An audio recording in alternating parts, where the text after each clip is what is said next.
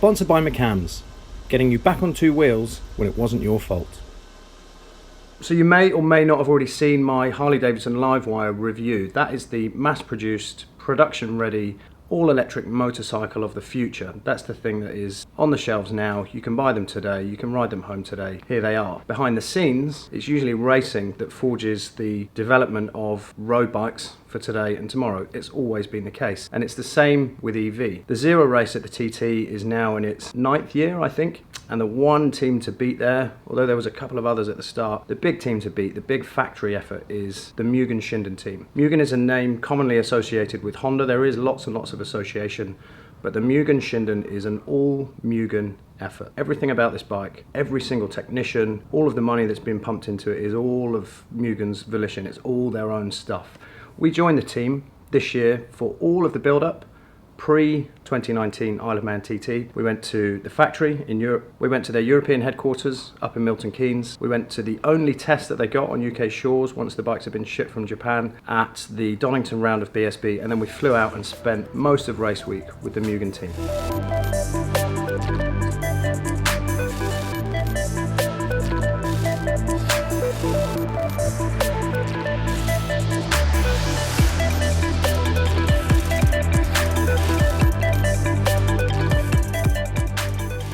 So this is Colin Whittemore. He's the director and COO of Mugen Euro. Mugen Euro, yeah. I think it would probably be good to start with some of the base specs. Okay, yep.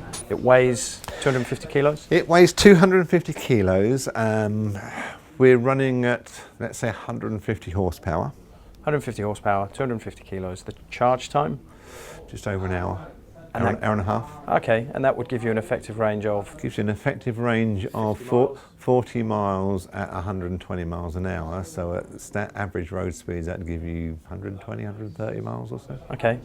We can quote a number of numbers for the motor power, etc., but the limitation is the energy. Yes. So, the electric motor is good for considerably more power than we use. It's a 150 kilowatt motor, yep, to its maximum capacity. We're not operating at that sort of level. Yep. So we choose at what level we run it. So it's variable, if you like. So we can choose how much power we run based on our energy management, and that's probably the key thing.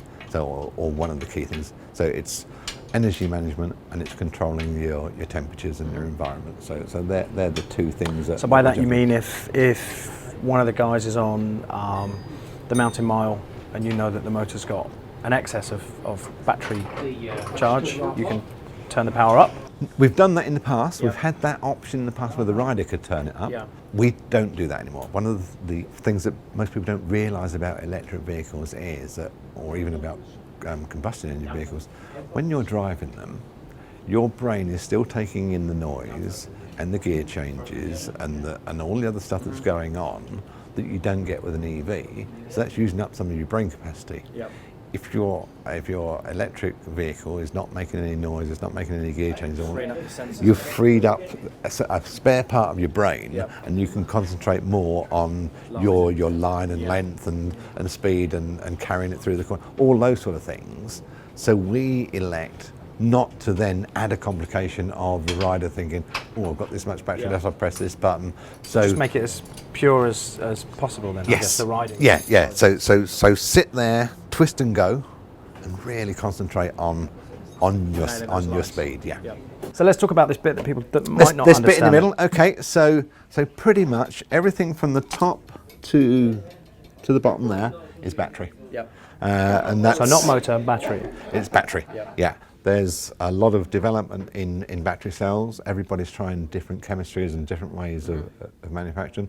There's also different ways of connecting the cells within a pack.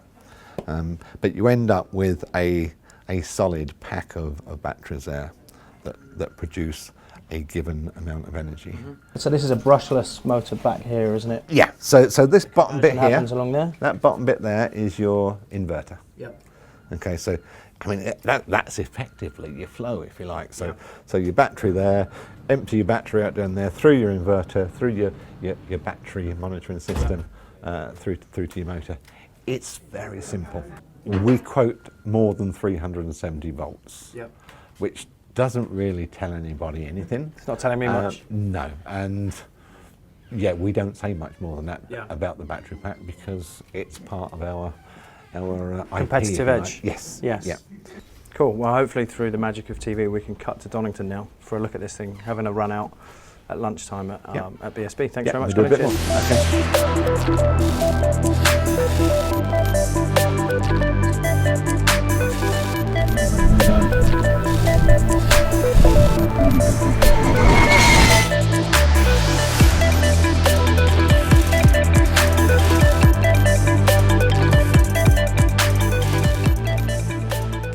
You just got the, what did you call it, the monkey off your back? Yeah, I suppose it is, yeah, monkey off my back really. I know I've been doing things with the Norton and some other projects, but I just feel like I'm back with my family again somehow. You know, 2012 I was involved in the Mugen Shinden program at the start, and we've come such a long way from 102 to 121 mile an hour. So, you know, 15 was mega, did 119.3 or something, and then so close to 120, which was sort of their target. But it's funny, like selfishly, I'm glad I didn't do it, because if they may have done the 120, they might not have come back. I think that was one of their targets. But you know, 16 with 120 lap was on, and then you know it switched itself off, much to the disgust of some of these the Japanese boys. I think one or two were going to get the sword out and do themselves in, but Harry Carey. but yeah, we missed out, and then 17 went wrong for me, and 18 I missed out, and then you know it's gone from that was my one and only lap record at the TT, and that Michael Rutter fella's pinched that off me now. So whether you like it or not, electric technology's coming, and can't stop you know I'm there on the trickiest electric bike on planet Earth, riding around Donington on a beautiful day. What could be better than that? You know, I really did enjoy it. Did about 20 laps, did a few more than 15. So yeah, we ran full 95% of the battery down, tried a couple of maps, you know, some tyres, and I just, you know, I got into a swing of it, got the bike moving around a little bit, and it just felt great. I really enjoyed it.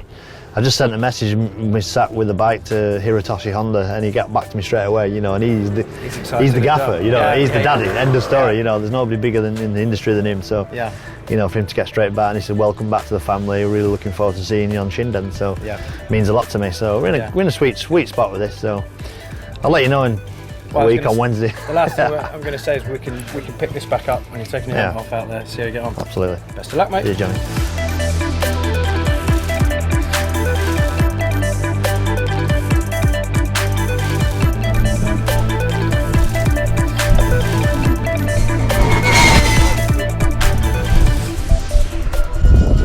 Finally, a chance to go to the TT, one of my favourite places and one of my favourite races on the planet. You'd think that getting to hang around with John McGuinness and Michael Rutter would be the draw and the big excitement, but for me, that's not necessarily the case. I'm great friends with both those guys, but just to get the chance to sit down and talk to a living piece of history in Hirotoshi Honda for me was an absolute blessing. Like I say, probably one of the most nerve-wracking experiences as a motorcycle journalist that I've had to date. So in 1959, Soichiro Honda brought the first Honda TT race team over to the island to compete, and 60 years later I'm absolutely blessed to be given a couple of minutes with Hirotoshi Honda. Hiro-san, son of Soichiro Honda and the brains and brawn behind the Mugen race team. So we've only got a couple of minutes, so I'll fire a couple of questions in, see how we get on.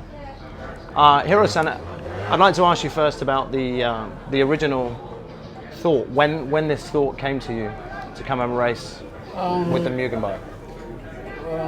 About 10 years ago, my friend pushed me, let's go to visiting Ironman.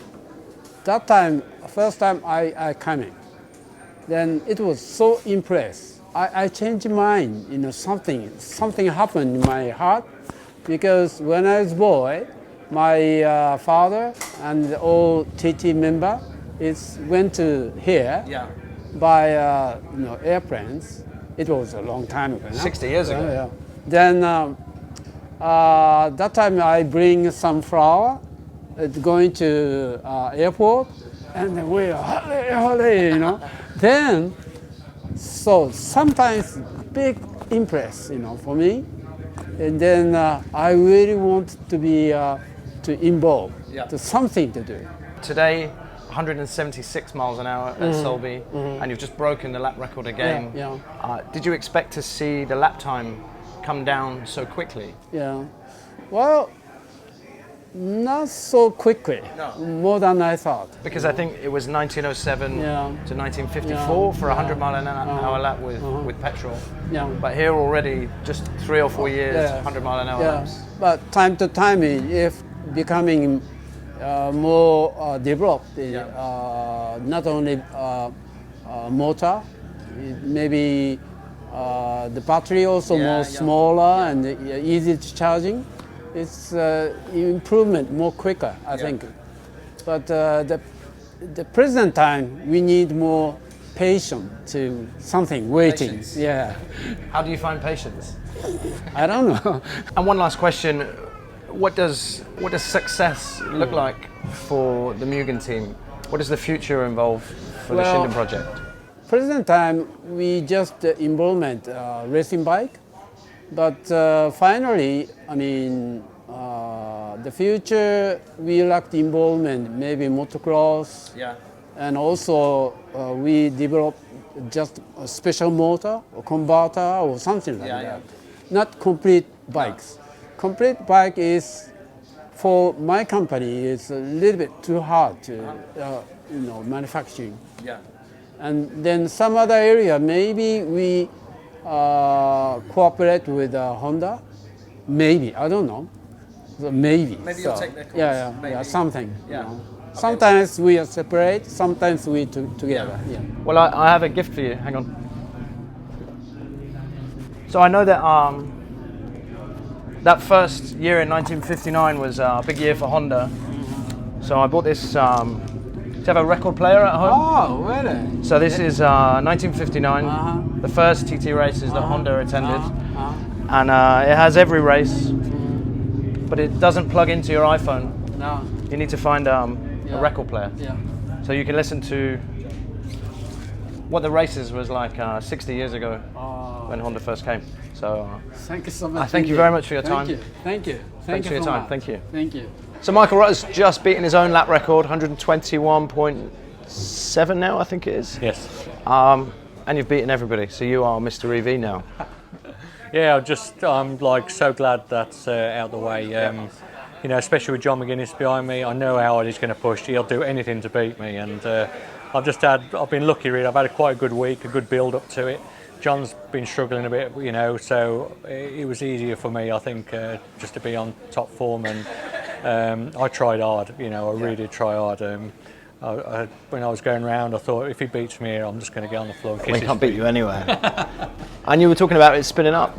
Yeah, like I go into quarter bridge, I just jabbed the throttle and it just spun up on me. And Is it spinning up like a Fireblade would, or like a liter bike? yeah, does? but not as aggressive as that. It wasn't as long as that, but it just started spinning and going sideways, and I was like, whoa, you know, this is like, I'll be a bit careful with it, give it a bit, you know, instead of just lashing the power on, I just started being a bit careful after. I can remember coming to the 2011 TT press launch here, and I think you'd announced that year that you were going to come and do it. Yeah. And when I came to ask you a couple of questions, you kind of told me to bugger off because it was almost quite an embarrassing thing back then, wasn't it? For not the Zero project, but the EV, the Zero race in general was still being laughed at. Oh, definitely. You know, John McGuinness came to me on the grid and just laughed at me, and then the next year was on a Mugen, and I was on a Moto Series. And also this year you've just done 173 miles an hour. That's not a joke anymore, is it? Well, I'm just saying,